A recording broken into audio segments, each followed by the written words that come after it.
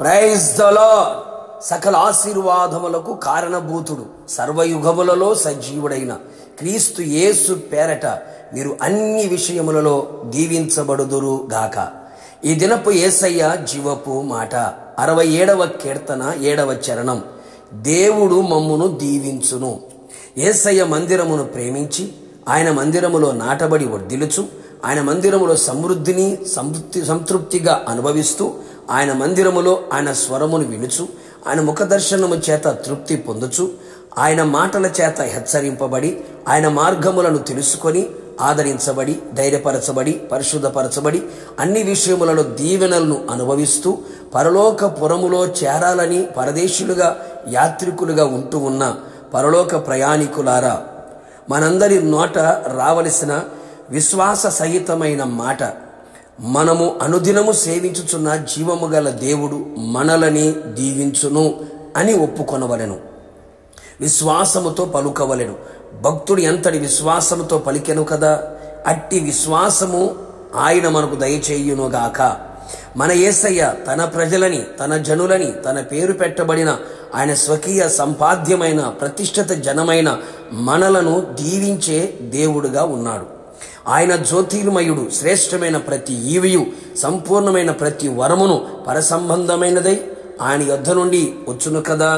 నిన్నును నీ కుటుంబమును నీ కలిగిన సమస్తమును నీ సంఘమును పరిచర్యను నా యేసు నాథుడు బహుగా దీవించునుగాక. మీరందరూ పరలోకపు ఆత్మీయ శారీరక భౌతిక దీవెనలతో తృప్తి పొందుదురుగాక. మీరు దీవించబడుచు అనేకులకు దీవెనకరముగా ఉంటూ అనేకులను ఆయన పేరట దీవించుదురు గాక. అట్టి సమృద్ధి అయిన దీవెనలను మెండుగా పట్టాజాలనంత విస్తారముగా కుమ్మరించునుగాక. అవునా దేవుని ప్రియులారా, మీ దేవుడైన యేసయ్యను పూర్ణ హృదయముతో పూర్ణ ఆత్మతో పూర్ణ బలముతో భయభక్తులతో నిష్కాపట్యముతో సత్యముతో ఆత్మయందు తీవ్రత కలిగి ఆయనను సేవించగలిగితే అప్పుడు ఆయన నీ ఆహారమును నీ పానీయమును దీవించును. తదుపరి నీ మధ్య నుండి నీ ఆత్మీయ శారీరక మానసిక రోగములన్నిటినీ తొలగించి ఆత్మీయ శారీరక మానసిక ఆరోగ్యవంతులుగా మార్చును. ఆయన ఎదుట యథార్థవర్తనులమై న్యాయవంతులమై దేవునియందు భయభక్తులు కలిగి చెడుతనమును విసర్జించి కుటుంబ పవిత్రత కొరకు ప్రార్థించే వ్యక్తివే అయితే నీకును నీ ఇంటి వారికి నీ కలిగిన సమస్తమునకును చుట్టూ కంచి వేయును. అంతేగాక నీ చేతి పనిని దీవించును. నీ చేతిలో నువ్వు చేయునదంతయు సఫలమగునట్లుగా దీవించును. నీ ఆస్తి బహుగా విస్తరించును.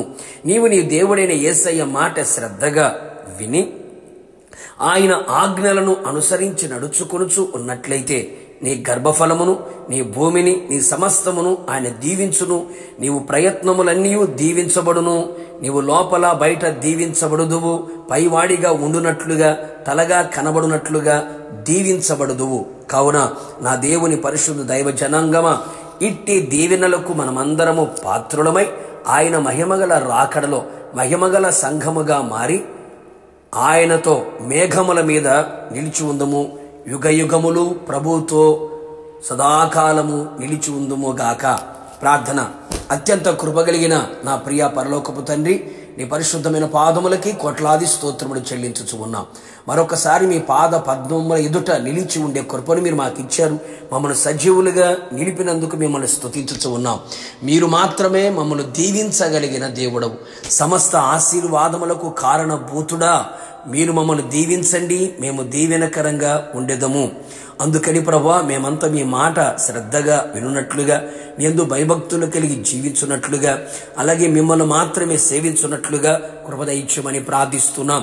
నిశ్చయముగా ప్రభువా, మీ దీవెనలకు మేము పాత్రులమై మేము దీవించబడుచు అనేకులని మీ నామములో దీవించు వారిగా మమ్మల్ని చేసి నీ మహిమగల రాకడలు మిమ్మల్ని ఎదుర్కొనే కృపని మెండుగా నిండుగా దయచేయమని యేసు నామములో అడిగి పొందుకొని ఉన్నాము తండ్రి. ఆమేన్. నిశ్చయముగా మిమ్మును మీ కుటుంబ సభ్యులందరినీ నా యేసయ్య దీవించును గాక. God bless you.